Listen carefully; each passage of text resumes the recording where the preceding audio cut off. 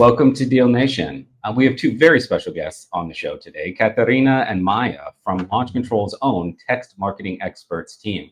How are y'all? Doing Good, great. Thanks good. for having us here, Michael. I should have had you both on a long time ago.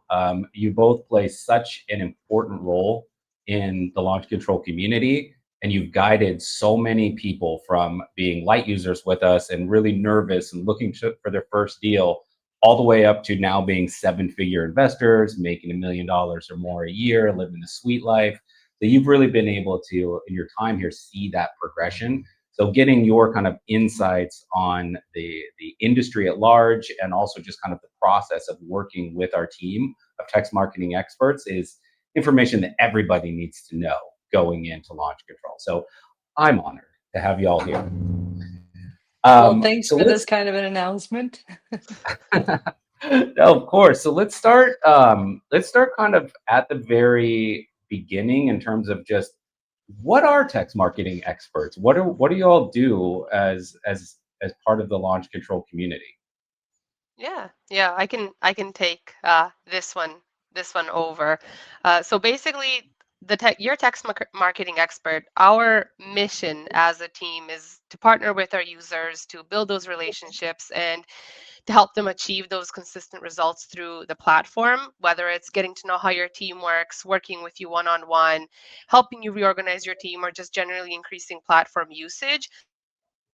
Each of us works with different accounts, but our goal as a team, those are shared and those are aligned. So we all work, to drive customer success and retention. We help users adopt best practices, stay compliant, and so on. So we drive them towards how to use the platform better.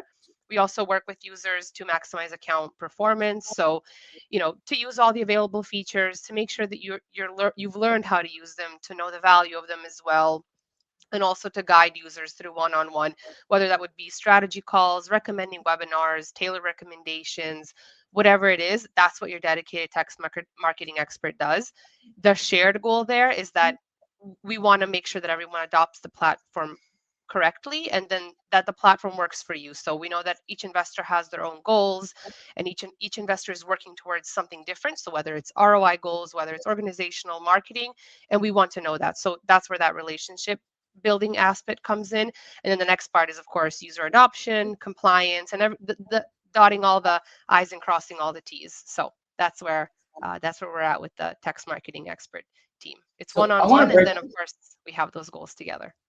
So I want to break down a few of those things that you mentioned because I think that there is a bit of a misunderstanding coming in where everyone since basically the advent of a cell phone has been sending text messages. So they come in with the idea of this, it's almost like old tech, right? And they feel like they really know how to do it and probably do it well. But there's a huge difference between individual kind of one-on-one texting that you would do with sort of friends or just from your personal phone and and text engagement meant to be a lead generation tool, right? Because then it kind of gets into marketing. And what we're really aiming for, the sweet spot I know that y'all are aiming for, is to give the recipient the feeling that they're having a one-on-one conversation with an individual seller, like it's just somebody typing a message on their phone, but giving the investor themselves the ability to treat the platform as a lead generation tool where they're really driving business.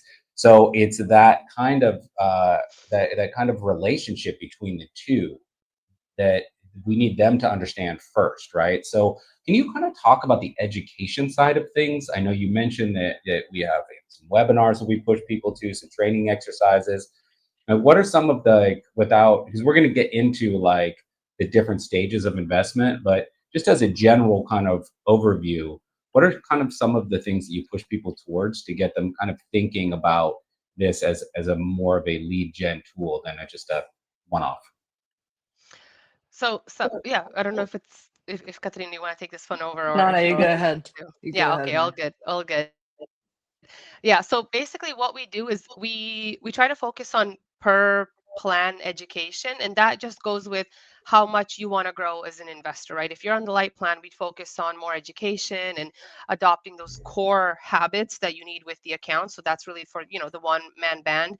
Anything above that is where we really get into the deeper sides of the platform. So long-term growth, scalability, high-level strategy, and then that's where we become also your consultants. That's the kind of partnership that we take on. And so when we work with those users, we're like an extension of their team, basically. We're positioned as their trusted advisors. We retain what's high value for them, and then we identify also for them what are those expansion opportunities, where can you do better. We look within their inbox and we give them those strategies about here's where you can answer a little better, here's what you should be answering to this type of prospect that's coming into you. And so that's what we do. It's a collaborative approach between the user and their dedicated TME. We really work on that, building loyalty and positioning accounts to work for them as well. That's kind of what we do as well. So we tell them, like, in the account, this is what you need to know, but aside from all the tips and tricks and all the features, the account can work for you if you tell me your goals and how you can position those goals as well within the inbox when you're talking to your prospects. Okay, yeah. So Yeah. I have one question before we get to kind of breaking down how you help people, because what I'm hearing is that you all are really the subject matter experts when it comes to not only the application itself, but really how to get the most out of text marketing for your business. And that is going to depend entirely on your goal set, what you want to accomplish, so that we can kind of create a custom plan for your business. But I know some people coming in the industry are still trying to find their way in terms of what kind of business they want. Like, do they want to build generational wealth? Are they happy with just a lifestyle business that generates, although a lot of money, $200,000-$300,000 a year? They're not looking to scale up to a really high level. Trying to figure out what markets work for them, that kind of thing. Do they have opportunities within the launch control community to get general just REI education, as well as like the subject specific education with your team? They do. So what we try to do with our team is they're obviously the subject matter experts on the launch control platform, but they also get general REI knowledge in terms of different types of investments and different types of investors and properties and how that works. And we also do a lot of market research on our end as well. So they can be there to help you recommend the market in the beginning. If you talk with your text marketing expert and you tell them, hey, I'm not sure that these are my options, they'll be able to give you some research based off of your goals. So you tell them, this is what I want, this is my buy box, this is how much I can afford to spend and to purchase properties. And we will work with them to do market research. And we also, again, as I mentioned, work to have the TMEs have the most up-to-date information on the different types of investment properties, on what's happening in those specific markets, and so on. So we do work with our users as well, especially those people that are fresh and new, to give them as much information as we can to help them make their decisions when they're starting investing. Let me chime in real quick, because what Maya is saying here, I think these are all the things that you're not gonna get a lot across the industry in terms of customer service. So that's why we kind of profiled the team to be more of a business advisor team than a team of customer service reps. And we've been doing that with resources, with methodology, with all the right information. So not just the market research results that we deliver on a regular basis in terms of what's going on in your particular market and what do you want to avoid and what do you want to do, but also depending on the subscription level, or usually depending on the customer persona. Like, there's going to be beginners that just came in from a coach or from YouTube, or just people that want to explore a little bit and try real estate per se. So what we have for them is, there's the ABC of stuff you don't know before you actually dive into real estate. And I'm going to talk a little bit about a couple of things that personally I wish every investor knew coming in. So there's like three things I wish every investor knew before they dive in. Like, first, get your data right. It's not using your phone and doing SMS on your phone. Like, data is the foundation of this business. So if it's incomplete, if it's outdated, or just plain wrong, like all the time, money, effort you're going to put into outreach will collapse under its own weight, basically. So that data is going to be like building a house in sand. Like you can't expect it to stand. And then a lot of people come in new and they come from with different data sources, or they just purchased like cheap data. It's going to be something like starting text is a little bit of an investment, but the return of investment is crazy compared to other channels. So no matter what you pay your data, if it's solid compared to getting like junk data, it's going to pay off. Like second, real estate is not a sprint. It's a marathon. Too many investors come in like chasing quick wins, expecting instant returns. The reality of it is consistency is what gets you there. Like if you're willing to pace yourself and to keep showing up, you will outlast the people chasing shortcuts. And third, like you've got to be on time and you've got to delegate. Like in this space, speed to lead is everything. So if you wait too long, that opportunity is gone. Like if you're the bottleneck, deals will slip away. So there's a lot to consider before walking into real estate. And this is something where our team helps. Like they're gonna advise on what's the team structure that you need for your goals. They're gonna advise on the timeline in terms of go ahead, Michael. You were gonna say something. Oh no, I was just going to say, like, I think one of the important things to flag here too is that it's not working with your team is really important no matter what stage of investment they're at. So, like we had recently on the Exactly. show, we had Tim ABA on, and he really worked closely with your team to make the transition from wholesaling to land. And what he because of the low cost nature of text messaging and the fact that he didn't really have this kind of deep understanding of markets and market reactions because it was a new pipeline of real estate for him. What he does, and this was something that you guys coached him on how to do, is he uses launch control to basically litmus test a market. So he'll send out text messages in a market that he wants to target for his business, and he doesn't fund the other marketing channels until he gets a deal via text or the combination of text and cold calling. And then he takes a percentage of that net revenue, say like 20% of that net revenue, and he puts it into direct mail, into retargeting on social. He does like more of the expensive inbound when it's already been financed by launch control, because that market, that data, as you pointed out at the top of those three things, Katarina, was data, the importance of data.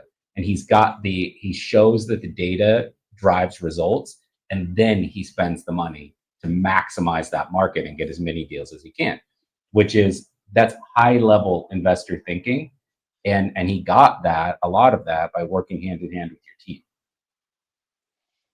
That was actually my point. Like you got to understand what to do with the data, what's your market, which type of deal actually fits your business. And like to identify all that, you can always consult the team. Like they're going to know. They're going to be talking to another 100 or 200 people, just like feeling the grounds and the same stuff. And they're probably going to suggest the A/B testing. There's so much campaign segmentation, list segmentation that you can do on the platform. You can track your KPIs. So you can definitely recognize what will actually work.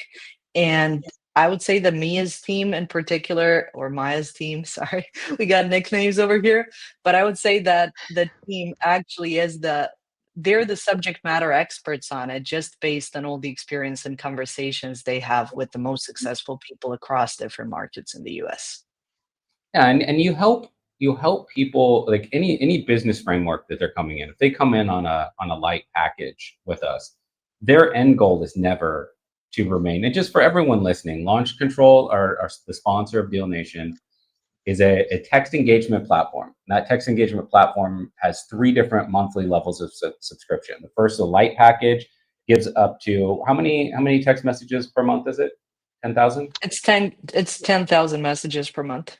10,000 messages per month. And then the core packet, you're ramping up your message volume at the middle group, the core package, and then you can go all the way up to pro or enterprise. But what we've seen, and you guys can back me up on this, what we've seen at Launch Control is that those subscription levels follow or mirror almost exactly the scalability or the scale process of their businesses. So when people are coming in, they're looking for their first initial deals, looking to get started, really prove this as an entrepreneurial vehicle for themselves, they're on our light packet. And as they get deals, they ramp up, and they get to the point where they're starting to hire people, and they're on our core package or outsource to launch leads or whatever it is to help kind of add efficiencies to their business. And by the time they're 7-figure producers, they're on our core or enterprise package. So there's a scalability of their business that matches a scalability in marketing.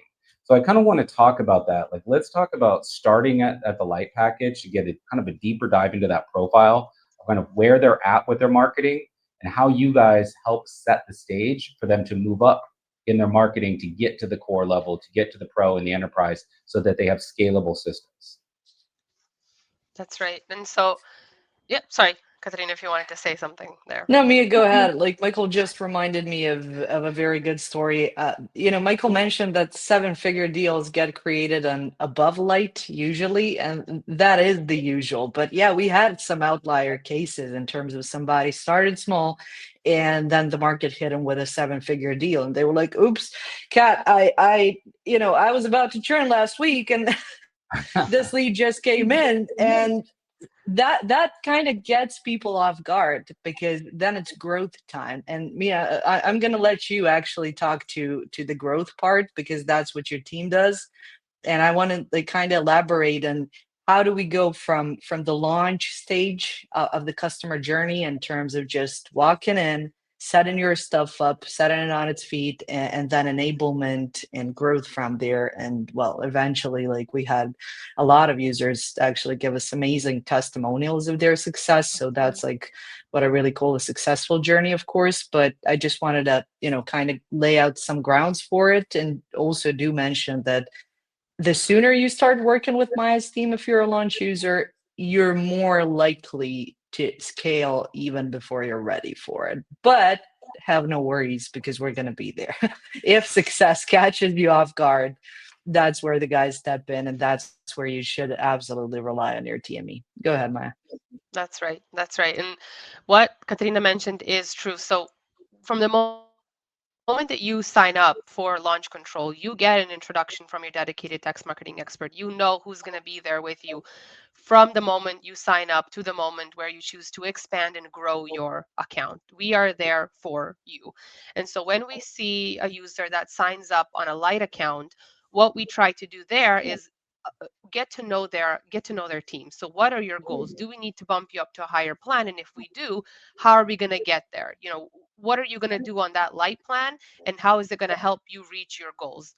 If it's somebody that, as she mentioned before, comes from a coaching program, is fresh into this world, needs that hand holding in a good way, that mentorship from our team, that's where the light plan comes in, when we focus on foundational education and we get those users to adopt those core habits. So you need to understand the compliance, you need to adopt it, and you need to know how to use the actual features on the account, right? What are you using those features for? How are those things going to help you grow your business? You're not just sending messages, you're creating opportunities, you're making opportunities for yourself. So that's what we focus on when you're on that light plan, is helping you adopt the platform and helping you adopt into the general real estate investment world. What do you not know? We want to know what you don't know, so that we can help you and educate you on that case. And then from that moment, when you let us know, hey, I made my first deal and this is what I'm doing, that's when we'll get into the fact of, are you exploring other marketing channels? Are you doing anything else outside of text marketing? And if they say yes, and then we say, how much ROI are you bringing in from other marketing channels? Or are you combining text marketing with your other marketing channels? And then when we get to that story, we discuss growth. So we identify your account as a possibility for growth. It's not just based off of your usage. We will not recommend anyone to grow their account if you're just using the account appropriately, right? We're going to recommend growth to you if you are seeing things come up from your account, deals, return on investments. You're happy, you're satisfied with the money coming in based off of what you invested in your marketing strategy. And then moving forward, we work, if you're doing other marketing channels and how much you're spending on that, and is text marketing the best marketing channel for you, then we work on core or the pro account if you want to target multiple let me jump in for markets in that just a case. second, Maja. Because I know that like with any SaaS company, any software as a service company, or any service in general, managing expectations is important, right? That's right. So do you find at that light level that people come in with, attainable goals and an attainable kind of idea of where they want to scale in the next year? Or do you guys have to do some kind of coaching sometimes to get them to understand like what the potential ROI is going to be from the marketing channel or channels they're currently employing? That depends. We have a mix of people that come in on the light plan. Most of them are what you mentioned, that we have to go in there and help them. It's not also so much to reset expectations. It's just to help them, like, these are the expectations, this is what I can get from being on this plan. And so some of them do come in with the fact of they're like, this is great, I'm going to make so many deals and this is what I'm going to do. And then we help them kind of get down a little bit and tell them, okay, but how are you tracking this? Do you have any tracking systems set up? Do you know the important KPIs that you need to track so you know your ROI? Do you know what you're going to be tracking to know if this is paying off for you? You know, and then we go into that talk of, okay, what are your goals? What do you want to do with launch control on this plan?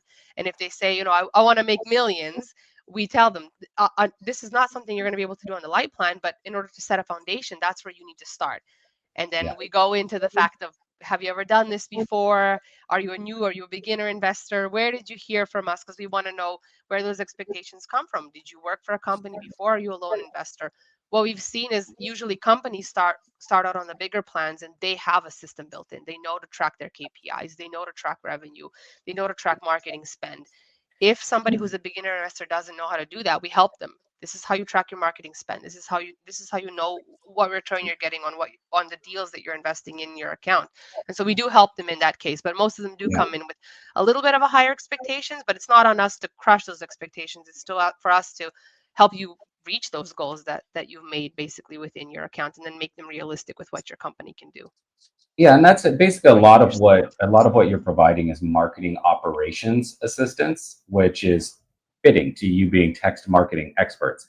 But there's got to be situations where you feel like they just need some or could benefit from, maybe not need, but could benefit from some more hands-on coaching. Do you have resources available within the launch community to kind of connect to them with coaches that or mentors that might be able to help them with the real estate side of the business that is kind of outside of your subject matter expertise? Actually, So yeah, go ahead. let me chime in there. So, not just the educational sessions or account reviews or the strategy sessions, but Launch Control partners up with a lot of investors, and they partner up with people that can be your buyer if you don't have one. They partner up with somebody that can, help with creative financing.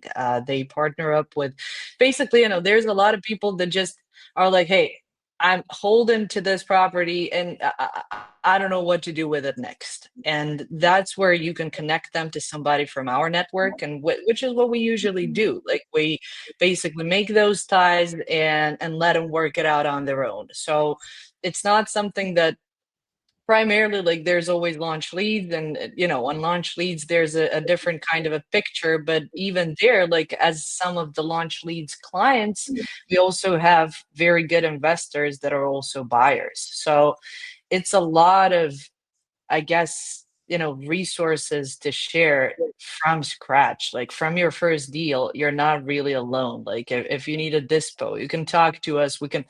We absolutely can help you every step of the way, I think. And this is like type of a service that I don't think everybody provides in the real estate space. I'm definitely going to be a little bit more confident here, but it is the actual case in the market. You do get the usage, you get the resources, you get some how-to docs, FAQs, and they're like, go figure it out. But that's Yeah. really not the case. I was at a mastermind recently, and one of the guest speakers, who's a pretty big name in real estate investment, said, uh, "Every coach is a service provider, and every service provider is coach." I thought, yeah, that's absolutely true. So on that kind of like coaching and on that notion of coaching, when somebody starts doing pretty well on the light pack, package. They're getting some deals in. They're, like that subscriber that I mentioned, they're taking a percentage of their net revenue and putting it back into marketing. And they come to your team and they say, bump me up to core or even higher, bump me up to pro. Do you guys have kind of a checklist that you go through? Do you ever tell people to pump the brakes? Like what's sort of the evaluation process that you go through with them to make sure that they are in fact ready to scale up? I'm gonna talk about this all day. Like, sorry, Matt, but I No, no, you're definitely good. want to You're good. address this one because it hurts our business too if somebody grows at a scale that's not right for them, because eventually they're going to be like, oops, after a month and go back to where they were. So, what you're going to do to, well, first of all, avoid churn as a business, but real transparently, but also it's really about like us wanting them to succeed. So, what my team is going to do and Maya's team here, they're going to audit the account. They're going to see like what are the common bottlenecks. If you don't have real-time handoffs on your team, and if you don't have that real-time transition from text to call, even on a light volume, don't do it until you sort your operational stuff. I even had it was a recent case of somebody on an enterprise level that was like, hey, Catherine, I gotta scale down a little bit because this is not working out. And it was, I'm not gonna say the details, but it was basically the leads were texting back, nobody called me. And when the volume was really hit, you started getting more of nobody called me. So that's when the business owner realized, like, hey, I got to downsize here because there's bottlenecks on my team that I got to figure out first. So it's ideal actually when somebody starts from light and when you can be there just to be a guide at certain situations. Like, everybody is accountable for their own business. It's not that That's we're right. going to take your business and do it for you, but we absolutely will tell you what are the red flags you want to miss. And we absolutely will give you the guidelines in terms of this is how you fast forward and streamline a couple of things that are really going to help you in the next, let's say, quarter or half a year. So you're going to audit the account. First, you're going to check the account usage, like the data. If you don't have the data, even for a light plan, don't grow to core. If you have very bad data, it's just going to be burning more bad data at a higher volume. So get the right data, make sure your team is there at the right time, in the right places, delegate to all the right people. Like this is, and these are like some of the foundations of launch leads and what's the ideal customer persona on launch leads as well. Because if you come into the program having enough data, if you have the real-time handoff and somebody on the acquisitions side to pick up a lead once the launch leads team forwards them, those are the things that are your success. Like if you don't have them, no matter how good, even if the data quality is good, if leads get dropped, if there's a bottleneck there, it's not going to work. So just Yeah. also recognizing drip automations. Automation's got to be set because that's free volume for you. And that's like your hands-off tool. It saves your time. It gives you the most expensive time to do the right things. And if you're not using them, well, it kind of hurts you. You can not use them, but it's usually gonna mean, equals less deals. Yeah, the audits that your team provides are not only free, but incredibly valuable. It's when there are inefficiencies within your launch control account, it's a microcosm of inefficiencies in your larger business structure. If you have leads being left behind in your launch control inbox, it's a 100% guarantee that there are leads being left behind that are coming from direct mail or coming from other marketing channels. There's probably leaks in the cold calling system. If there's one link in the chain broken, it's affecting other parts of your business as well. And when you're in it day to 100%. day, it's really hard to see those inefficiencies. So having someone come in from the outside, kind of look in through the window and be like, "Hey, what's that?" Or "Why isn't That's that right. plugged in?"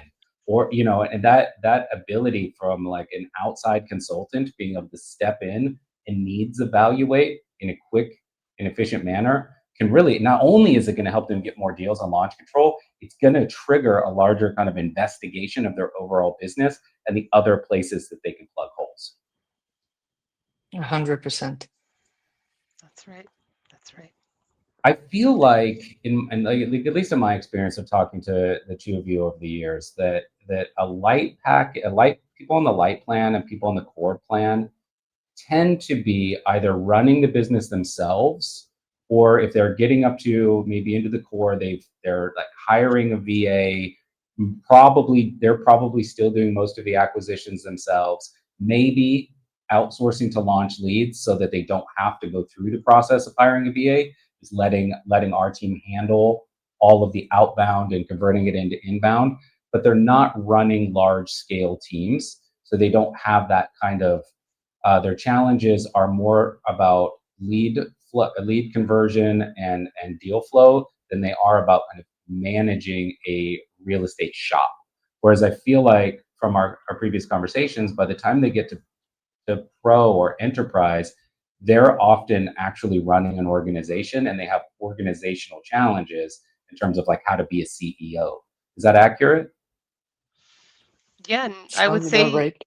I would say to that when we're doing those account audits that you mentioned, Michael, we usually see in light and core accounts that I'm more focused on account usage because, again, they're running the business by themselves. They can't be an octopus and everywhere at the same time. And so they need that extra pair of eyes. And I see that in the account usage, right? So batches and the campaigns and direct imports and all of that.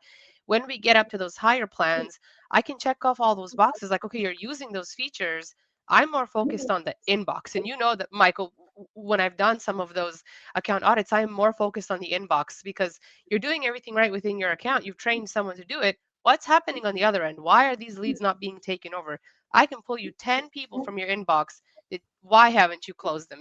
Give them to me. I'll close them for you. That's how we're excited we are when we see them within the inbox. And then we go in with the recommendation of, would you like for us to give you a little bit more information about launch leads? Because then we see the opportunity where they can put their account in trusted hands. And all they have to focus on is taking over the deals. You close them, you go for it, but do you have the organizational structure now to do it? And then we go into those weeds as well. So yeah, you would be right there within Yeah, the speed account to lead levels. is everything, and especially growing at scale, like usually an investor that is starting to become very successful or that is already very successful, like the highest value clients that we have are always gonna say, Catherine, I'm busy. And that's it. Like people get busy with a bunch of things. They get busy like being there and being here. And Blake Lee, he used to be a client. I don't know if that's still the case, but he was also one of the guys that were closing deals big time. And I was like, okay, what's the key to your success? I asked just one question in that user testimonial interview, and he was Mhm. like, Catherine, a delegate. Delegation. It's like, don't be the bottleneck, use the expensive time for the right things. Yeah, so on that note, delegation, like when someone gets up to that pro enterprise level, is the investor still your kind of primary contact, or do they become more of a secondary contact and you're working on like kind of week to week, month to month goal setting and education with their team? So on that end, that really depends on how involved the owner or the investor of the account wants to be. What we like to see is we want them to be involved because we want them to know what's happening within the account. The communication there usually does get passed off to somebody, whether it's a VA or an assistant or whoever is running the account. That is where the communication goes. But when we get to those high level account audits, that's where we want the investor to be involved, right? If someone is running the account and they're doing all the right things, that's great. And we absolutely want to, you know, cherish that and give them awards for that. But we also want you to know what's happening within your inbox. Who is taking this over? What's happening on the other end? And so it really depends on what's happening in the account, who we want to be in communication with. But regardless of anything, we always involve the owner or the investor of the account. Whatever is happening, we want them to have visibility there as well. I think it's So the thing important is, because, yeah. yeah, sorry, Maya. Thing is that basically a business owner or an account owner doesn't have to be there hands-on, but they got to get regular reports from our team. It's like you don't have to sit on every call because the TME department is not just going to provide you the platform training if you're on light and if you're a one-man army. They're going to provide the exact same quality of training for all of your team members. Whoever is involved in launch, they can get individual sessions and they can go through the same journey as you would when you manage the account. It's not a problem of, you got to be there. You don't have to be there. You got other places to be, but you got to receive a report of what's going on, and your team or whoever is managing the account should ideally be there frequently. In terms of, we have had cases of, you get a service complaint and I look into the inbox and I see that on the service side, like all the touch points were made, everything was done, the TME is trying to reach them. The business owner doesn't want to be invested into the account itself because they're out there doing better stuff. Talking about who is handling the account, you're not always going to find an identical picture, right? So there's always areas for improvement that you want to share with the person that is hands-on. And the account owner, well, that's their business. It's important for them to be there to be able to, intervene, course correct, to be able to direct their team towards the goals and to get all of us at the same on the same page, like the TME plus your team plus yourself as an investor. That's a winning team right there. So there has to be some cohesion, but you don't have to spend all the time as a high level investor to be on the calls. It's really enough for you to just keep track of where you're at, where your business is at, where your team is at, and where we're at, because we also take accountability for your success. So to kind of recap a little bit of like what the text marketing experts are doing for people within the launch control community is you are helping with realistic goal setting based around their marketing budget for launch control and outside of launch control. You are helping with app adoption and time savings. You're helping with audits and overall marketing operations within the launch control app that can inform their larger marketing operations process. And you're working with them on a team growth and corporate level to help with team training and involving them and keeping them and adapted to their kind of growth and goals, depending on how boots on the ground, so to speak, they want to be in that process. Missing anything, or is all of that, which is a lot, kind of the overall picture? That's like 100% of it, Maja. I was going to say, yeah, I think you've got it. I think you've got it pretty much nailed down. The only other thing I would add there is that sometimes we are there to help them also with that compliance aspect of the account. If they say, hey, my account is not performing well and you're doing everything correctly, and then we go in with that educational aspect as well. So they're not left in the dark on that end as well. We really take that into account, where compliance is part of the number one safety systems within the whole launch ecosystem. And so we want to put importance on the fact that you can do everything correct, but you need to know this educational aspect as well. And we do not leave them in the dark on that as well. We're very transparent of what is the expectation. These are our expectations for you and your user behavior. And then we educate you on how to get there. Why is it important? What are the long-term goals? We want you to stay here long-term, not just quick wins. I'm really glad that you brought up the C word, Maja, because it kind of gets to the next question. Shall not be mentioned. that I wanted to address, in compliance. Because I know that there are a lot of misconceptions around text marketing out there. And if you're just on Facebook and you're a part of a few Facebook groups, the quote unquote experts, not experts, will tell you that the sky is falling every other day. All right. So you two have been working in this for years and know this better than anyone else. What are some of the biggest misconceptions and what's the truth? Okay, so just to be clear in this, misconceptions compliance-wise or misconceptions in general? Well, I certainly want to address the compliance thing, but let's just go in general. What are some of the biggest misconceptions? Because I'm guessing that compliance is part of that mix. Makes sense. So basically, the biggest misconception I see, and I mean by far, is the texting is just blasting. People think it's all about volume. So send as many messages as possible, as cheaply as possible, hope something sticks. So that's not really the reality of it, and it's not where the value is. Texting is really about smart pipeline building, and it's not about covering volume. So it's about filtering, qualifying, and sifting. So the point is to make sure your expensive time that I mentioned earlier, the time only you can spend, is invested only in the conversations that matter. That's where delegation comes into place.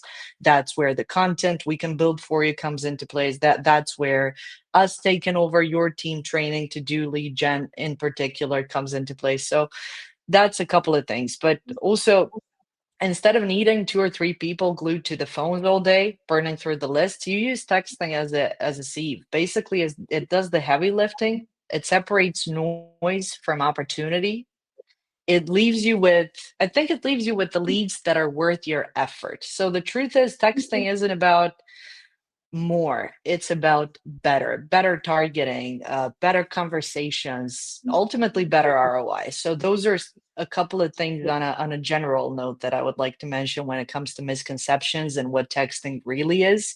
Also, there's the omni-channel approach that I think is going to be an entirely separate topic for us in this meeting, if I'm not mistaken. But that's something that I would also like to tie in with the launch leads part of it, because we mentioned launch leads too. So the omni-channel is an entirely separate story, and I think that the whole industry is leaning more towards it. When it comes to compliance, launch really does ensure that you're bulletproof when it comes to anything you can do on the platform. First of all, we register your campaigns within 2 to 3 days. We ensure that you got all the content that goes alongside the TCPA guidelines. All the compliance regulations are honored, but on the other hand, you get the content that you can basically collaborate with our copywriting team. I don't know if I mentioned that, but our copy team gets a shared document with you. You're going to be like, okay, I'm going to lay out the tone of messaging that I want, but I'm not really sure if I have to have my company name in the first message. Yes, you do, by the way. If I have to introduce myself as an investor, what are the other things I got to do? We got it. Like our support team, actually, rather than Maya's team here, are experts on one side when it comes to that delivery between the copy team and the client. We make sure that your content keeps the tone that you want and the originality and the specific value proposition of your business, and present your business in the best possible manner. Keep the transparency while keeping the safety. One thing is, there's I'm trying not to trash the competition, but really, like, there's going to be platforms that are going to enable you to burn a phone, replace it with another one, keep sending. First of all, nobody guarantees you that message is sent across. Second of all, you never know when's going to be the next moment when somebody is able to sue you because you've been texting them like from 7 different phones with the same message from the same campaign that's, by the way, registered in one same TCR, no matter how many providers anybody has got in the back end. So there's things we avoid. First, we register your campaign once with a single provider. So far, we haven't seen a need to be shifting people between providers, to be like replacing campaigns, replacing the EINs a million times. That's not what gets you high deliverability. And even if your deliverability is high, God, if anybody is listening to this, I promise you, your deliverability is not how many deals you close. Your response rate on the platform is not how many deals you close. Besides the response rate, there's something else that I measure on my analytics team side. It's called the conversation rate. Like how many of the valuable conversations that you generate. I mentioned already, it's not about quantity, it's over quality. And that's, I think, the most repeated line in the world. But in SMS engagement space, I think that's absolutely accurate. So you don't want to be spamming somebody that told you no already, that told you do not call. You don't want to have the technical ability to contact them a million times. Why? Because that's not going to generate you the interested lead, or that's not going to generate you the conversation rate you want. Actually, the launch leads team has, like, by the way, I'm the service director on launch leads. I don't know if I mentioned that, but what I measured just last week is 163% more of a conversation rate than the platform average by just the casual practices people throw at it. There's investors that are amazing at it, that basically do the same stuff that we do. There's investors that are still getting there. Point was earlier that there's Maya's team to help them get there. If you want to get like the 76% of a conversation rate, we're there to help you. Talking about compliance, I know there was a crisis sometime, maybe start last year. There was a little bit of, wobbly content. What can I send? What can I not send? All of that is gone. Like, we know exactly what you're allowed to send. We know exactly what you're not allowed to send, and we're going to help you build it. Bottom line, what you're allowed to send is just your initial messaging. What this platform offers you is the follow-up functionality that enables you to actually, no matter if you text 100 or 1,000 people today, get not two, but 22 or 222 conversations out of it that are legitimate leads. So I guess, Michael, that's what I would say on the compliance aspect. Yeah, and I want to make sure that everybody understands listening that compliance often gets kind of lumped together, but really what we're talking about is risk mitigation or risk reduction for your best practices relationship with the carriers and federal and state guidelines for compliance. So, for certain things, like a lot of times, like what you're saying in your message, there's nothing in federal regulations or state regulations dictating what you can or cannot say in a text message. The carriers, however, have the ability to filter and monitor those things. So there is staying compliant with what the carriers want as best practices, where the worst case scenario there is that they cut off your ability to text, and you have to, like you said, like generate a new EIN, start the process over, your pipeline gets cut off completely, you're starting from scratch, right? But there's nothing legal attached to it. It's business best practices. There are other elements of compliance, like what you mentioned with like switching out phone numbers and things like that, that I think is very unsung for launch control about how much the team puts in to creating the safest possible environment for investors and not putting the safety of their business at risk in order to allow for more message sends or allow a certain type of content to go out. But to put first and foremost, the two most important things are one, protect the investor to make sure that their business is safe and that they're able to text long term in terms of years, not months. And the second being protect the recipient, right? Because they're at the other end of all of these marketing messages. Like something I don't think that you mentioned that I know that Launch Control does is if someone, a recipient, like if I'm a recipient of messages, I have a house, it's in a distressed situation, and I receive messages from several different investors on the platform, and I say stop, stop, stop, stop to all of them, I'm going to be universally DNC'd because I'm clearly not interested in selling my home, and I'm clearly, the more I get messaged, the higher that risk profile becomes. And so you eliminate that risk by doing really, really strong back end analytics and creating safe paths for the investors, which I don't think any other messaging platform, to my knowledge, goes nearly that deep. No, we got the Blacklist Alliance in our side. We got the DNC scrub. You cannot import the, let's say, high risk prospects into the platform. So the import filters, of course, you're going to have plenty of your list left to text, but the landlines are going to be out of it because you don't want to text landlines, and I don't want to skew the stats for you and present you that you texted somebody that can never reply to you. It's also the DNC scrub, as I mentioned, and just ensuring that the people that really don't want to receive the messages don't receive them. Because as I said, like there's back as a customer success manager formerly, or a TME, when I was working on the platform, I got a couple of inquiries from inexperienced investors, like, why are all of these messages not delivered? And I'm just like, well, do you want to deliver an SMS to a landline? Really? It's not gonna produce much. So those are the things, I guess, Michael, but 100% what you said, like the safety mechanisms, the long-termness that we want to achieve in the regard of compliance for each client that signs up, the sustainability of their campaign, the campaign health, how they're actually rated with the provider, their health scores, that's all something that we take care of very, very carefully. That's So right. in addition, oh, go ahead, Maya. I wanted to add just a little thing also on the educational aspect too, is that we really do, when we're getting you to adopt the platform, we really do make sure to tell the users, you have to respect the prospect. You know, you're reaching out to them, that is their home, right? And in most cases, that is the case. And you have to be respectful when you're reaching out to them. And then we also tell them is you don't want to work with somebody who doesn't want to work with you as well.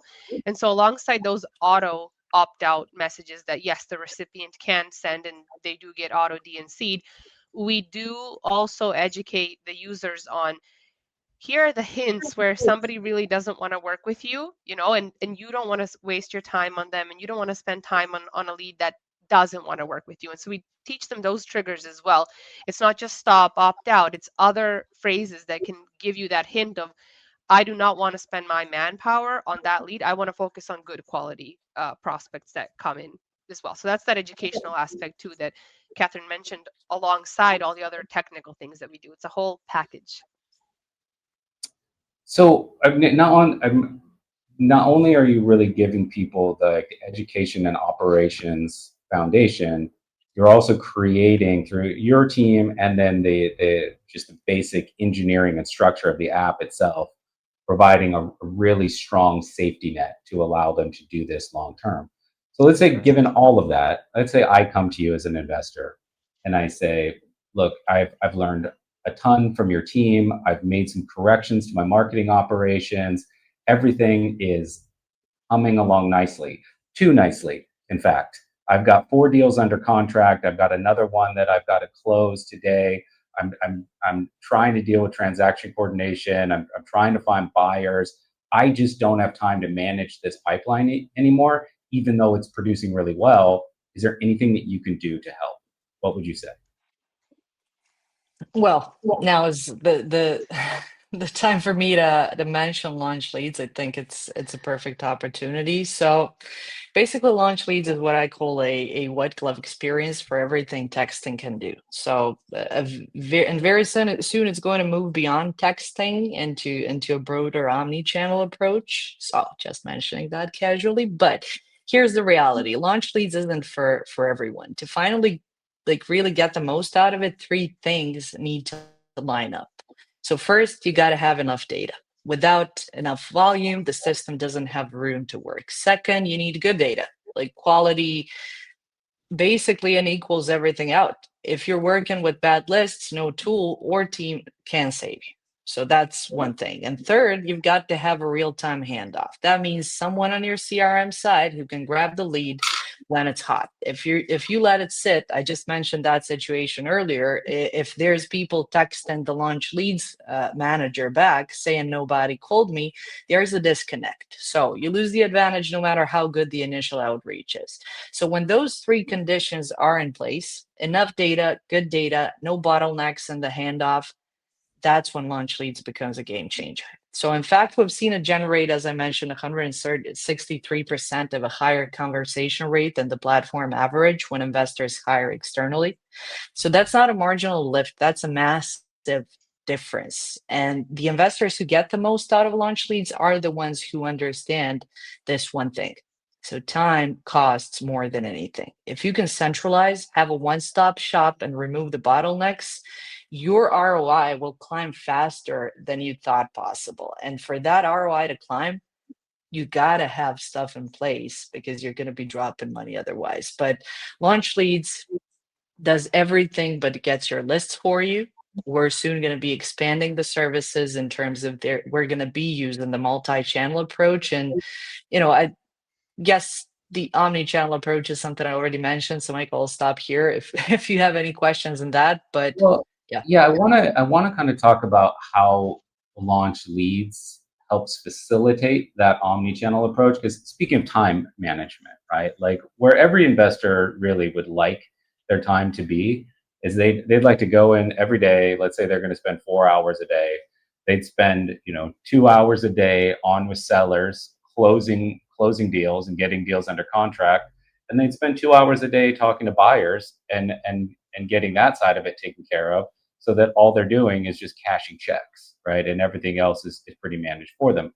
But even if you're using launch leads, if you're also managing your direct mail house and you've got a PPC provider and you're managing them, and you can start scaling up and start doing like TV ads and radio ads and whatever, it's often it's not one house that's managing all of those services. You're dealing with relationship management for 3, 4, 5 different services, which is eating into your time. So how does Launch Leads simplify that by bringing some of the other marketing channels in house? So there's a couple of things. First, Launch Leads does all of your content for you. You don't spend time building templates. Second of all, they segment, upload your list, prepare your list for texting. You don't have to do anything with the data but deliver it. Talking about the omni-channel approach, yes, we have callers. All it takes is you sign up for the basically additional part of the service, which is having somebody to text and call. We train them by the best practices in house. We basically set up a team of people, whether it's a team or 2 or 3, depending how large of a volume you're reaching out to.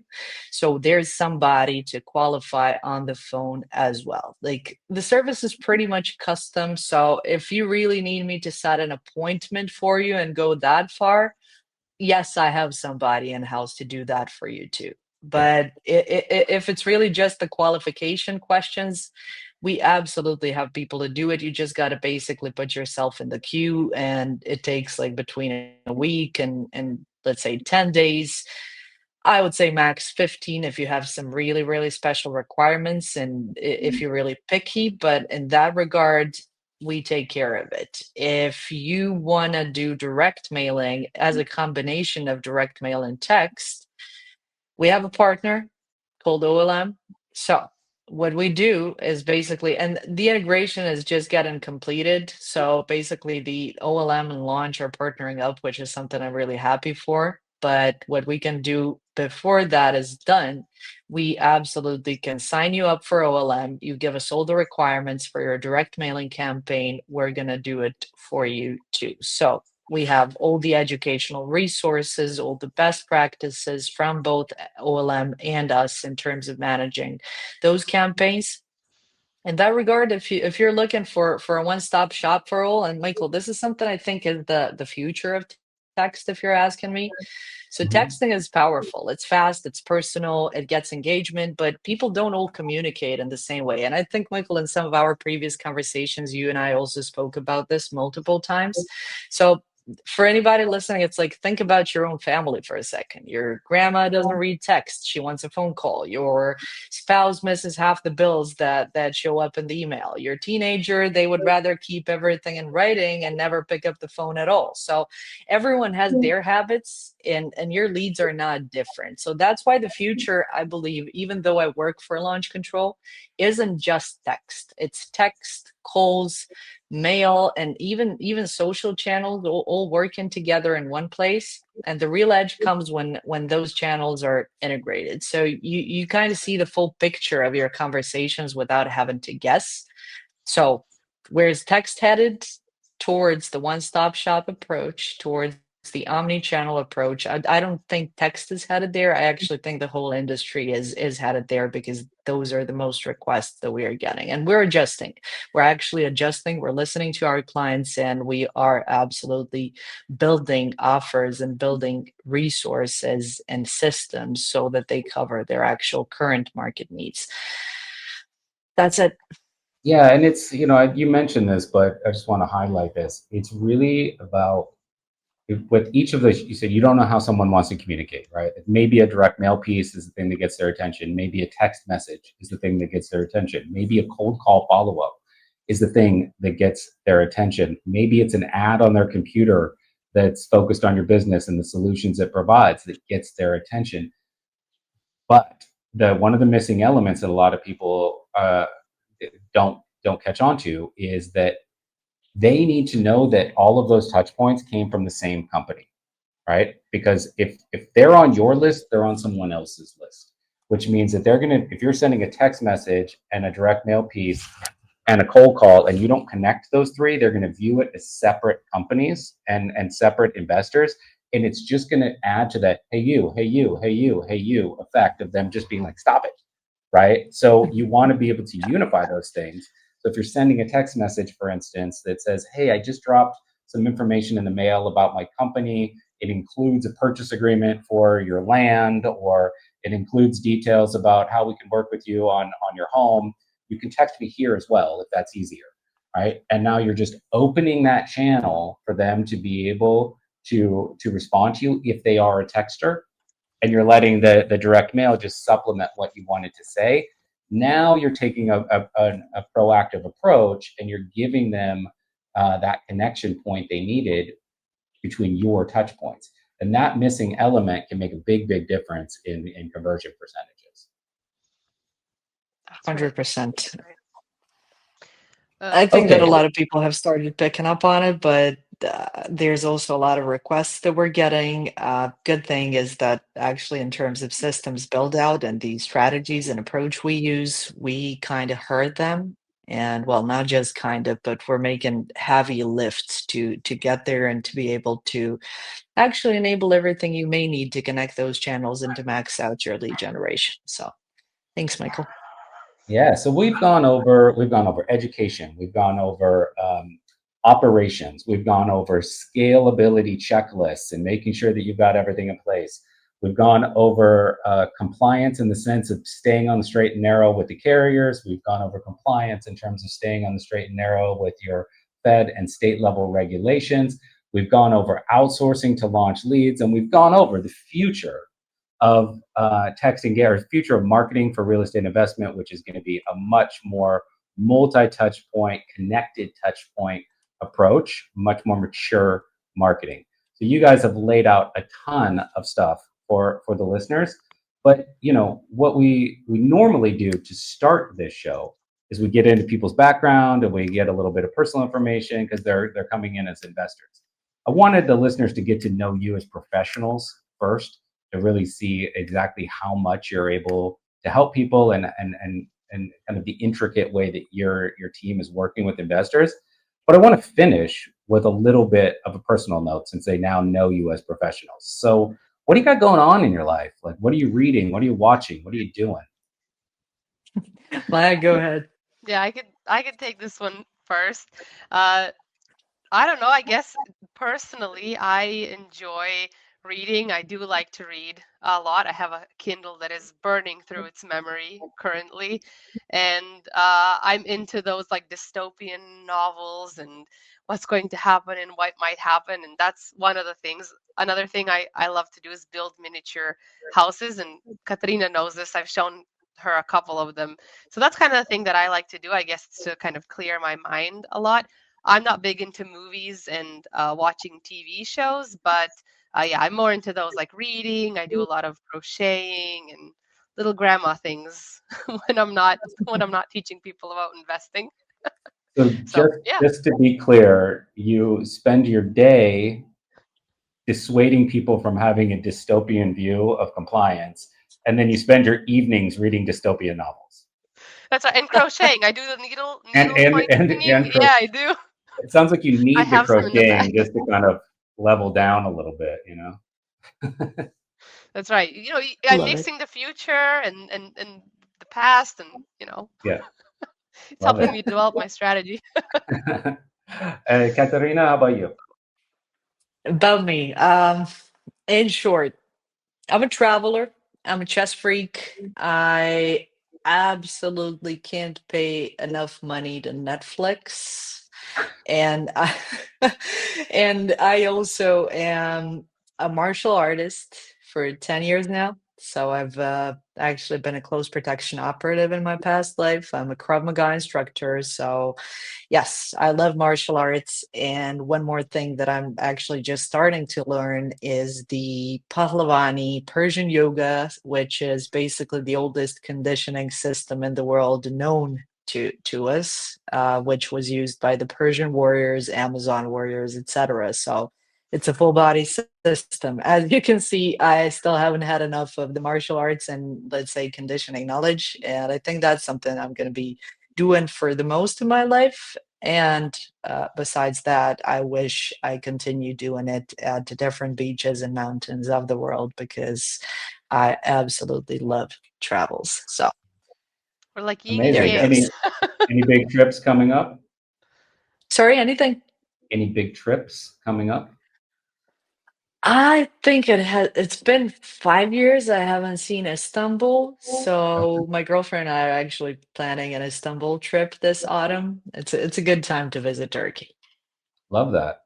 All right. Well, last thing, just to wrap things up, we're going to put everything in the show notes below. But for whether people are let's do it in two stages. If someone is a launch user and they really want to reconnect with your team and get things moving in the right direction, or if they're just coming in, what are the best ways to kind of learn from you and get in touch with you all? One of the best ways to get in touch with our team is success@launchcontrol.us. So that's our centralized place for communication. And then from then, you get assigned to your dedicated text marketing expert. If you're already on the platform, look out in your email. You probably got some kind of comm from your dedicated text marketing expert. So that's who you should go to. But if you're not sure, success@launchcontrol.us is the safest place to get in touch with the success team. Okay, perfect. Well, look, I know I kept you both a little long, but I think it was really invaluable information. So very was a much pleasure. appreciate you coming on. And I'll let you get back to helping people bring in those deals. Okay. Awesome. Thanks, Michael. Thank you so Great seeing much. you. You too.